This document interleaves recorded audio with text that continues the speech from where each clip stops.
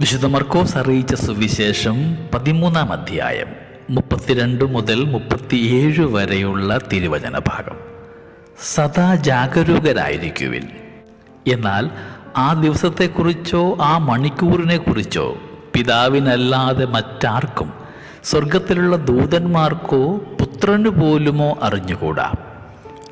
ശ്രദ്ധാപൂർവം ഉണർന്നിരിക്കണമെന്നാണ് വചനം നമ്മളെ ഇന്ന് ഓർമ്മിപ്പിക്കുന്നത്.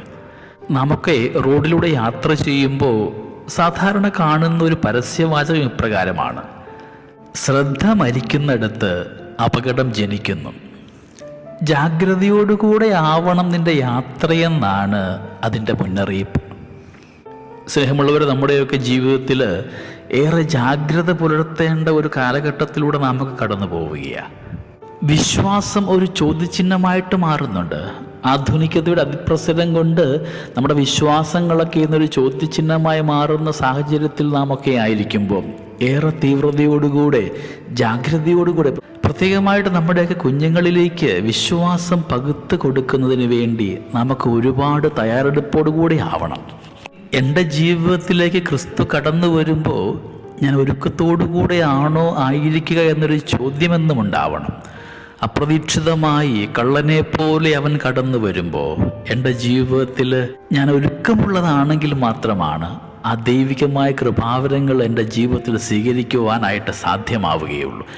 എന്നിലേക്കുള്ള ദൈവിക സാന്നിധ്യം എപ്പോഴാണെങ്കിലും എല്ലായ്പ്പോഴും ഒരുക്കത്തോടുകൂടെ ആവാൻ അവന് വേണ്ടി കാത്തിരിക്കുന്നവരാകണമെന്ന് വചനം നമ്മളെ ഇന്ന് ഓർമ്മിപ്പിക്കുകയാണ്. ഗൃഹനാഥനെ കാത്തിരിക്കുന്ന കാവൽക്കാരനെ പോലെ സ്നേഹമുള്ളവരെ, നമ്മുടെയൊക്കെ ശരീരമാകുന്ന ആലയത്തിലേക്ക് ക്രിസ്തുവിനെ സ്വീകരിക്കുവാനായിട്ട് ഒരുക്കമുള്ളവരായിട്ട് നമുക്കാവാം.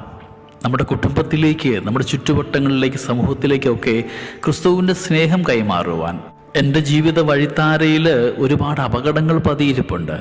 എൻ്റെ കാഴ്ചപ്പാടിൻ്റെ, എൻ്റെ മനോഭാവത്തിൻ്റെ, എൻ്റെ വികാരങ്ങളുടെ, എൻ്റെ ചിന്താഗതികളുടെയൊക്കെ അപകട മേഖലയെ തരണം ചെയ്തുകൊണ്ട് ക്രിസ്തുവിന് വേണ്ടി ജീവിക്കുന്നവരാകുവാൻ, ഇന്ന് ക്രിസ്തു എന്നിലൂടെ ജീവിക്കുവാനായിട്ട് ആഗ്രഹിക്കുമ്പോൾ അവൻ്റെ ഇഷ്ടത്തോട് ചേർന്ന് പോകുന്നവരാകുവാൻ നമ്മളെ ഓരോരുത്തരെയും യോഗ്യരാക്കണമേ. ശ്രദ്ധാപൂർവ്വം മുമ്പോട്ട് നീങ്ങുന്ന വ്യക്തികളായി തീരുവാൻ നമ്മളെ ഓരോരുത്തരെയും യോഗ്യരാക്കണമേ എന്ന് പ്രാർത്ഥിക്കാം.